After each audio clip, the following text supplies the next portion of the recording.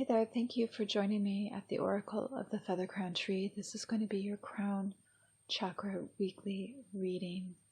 If you want to submit a question to be answered, please look in the details below for my free weekly giveaway that I do to figure out how to participate in that. And if you want to jump ahead to the more intuitive part of this reading, there's a timestamp also in the description box to do that. So this is a reading that really deals about our gateway to our spiritual connection, to our higher self and ascended masters and source energy. Our first card out is from the Living with a Feather Heart deck, and we have I affirm that all life is sacred.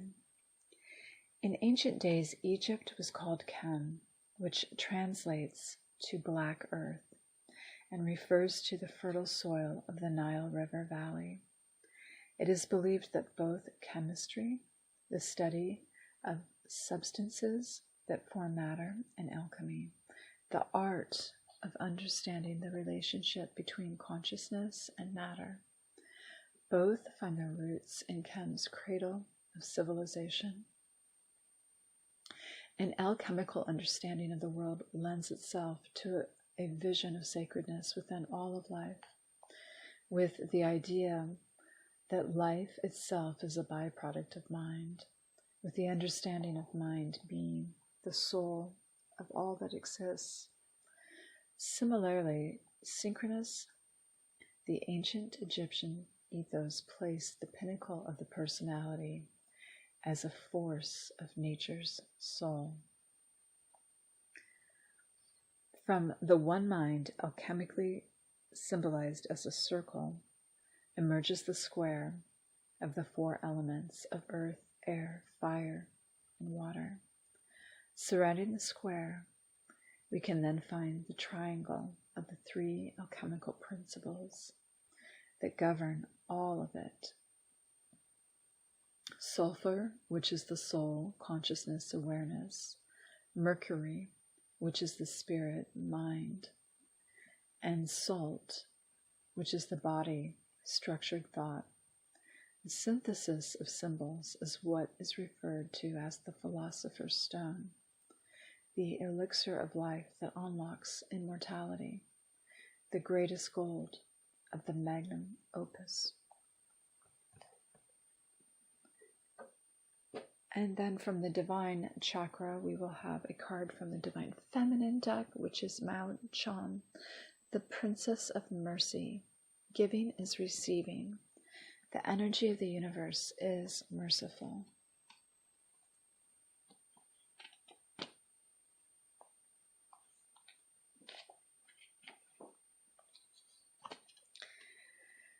The author Sue Monk Kidd articulates the process of empathy so clearly when she writes, "Empathy is the most mysterious transaction that the human soul can have, and it's accessible to all of us, but we have to give ourselves to the opportunity to identify, to plunge ourselves in a story where we see the world from the bottom up or through another's eyes or heart. Empathy is mercy's twin sister. When we can feel into the reality of someone else's suffering, we open up to the possibility of mercy. Mercy comes from the old Etruscan merc, which means exchange. Mercy is the embodiment of compassion. It can feel easy or even natural to have compassion for people who have never harmed us personally. But mercy is having compassion for someone who has. Mercy requires that we give something of ourselves, which is symbolized by Mao Shan, giving her eyes and arms to the king. It can feel like a great sacrifice to be giving towards someone who has given us nothing but suffering. Here's where the magic comes in. The law of the universe is merciful. The more we give, the more we receive. When the king realized the profound act of mercy his daughter bestowed on him, Mao Shan transformed into her true manifestation, as a 1,000-armed Kuan Yin. Mao Shan is the reminder that giving is the true receiving. When we refuse to release our anger towards someone, we're blocking the flow of the universe within us. We are not harming the person who harmed us by remaining angry. We are keeping ourselves from receiving the love and light that is already ours.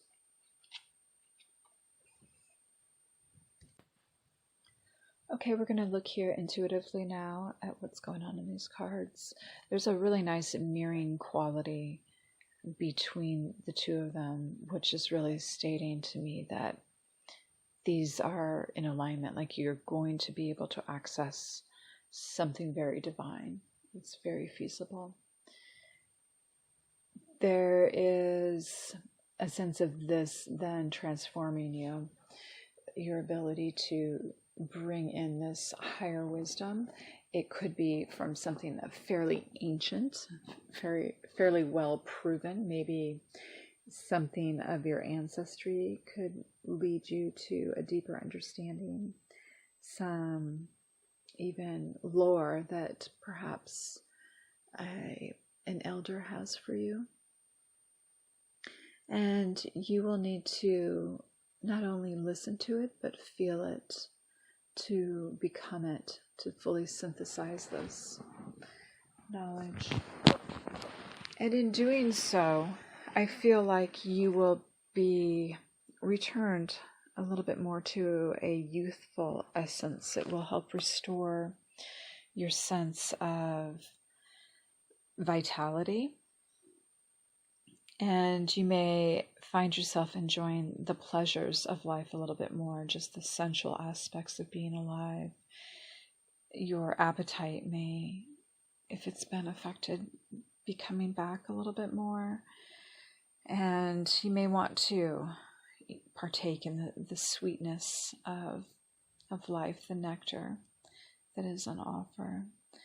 And there could be sort of a flowering of mind, of thoughts that become healthy once again, and a sense of a lighter headspace instead of dark, heavy thoughts.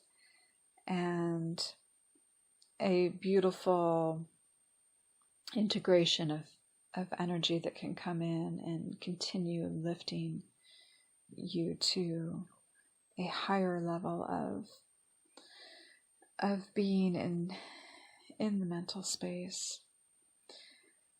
What is with you that you may not understand is a great sense of purity and the power of purity that is accompanying you.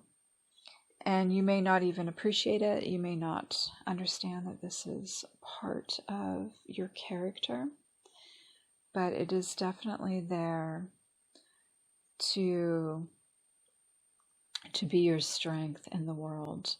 And this purity helps protect your innocence. It helps protect your anything that could be seen as the feminine qualities in your life. It doesn't make you weaker. It actually emboldens you. It gives you strength in your truth and staying very innocent. Very beautiful. Okay, we are going to stop there, and let's see, tomorrow will be the heart chakra, so I hope you can join me for that too. Thanks a lot, you guys.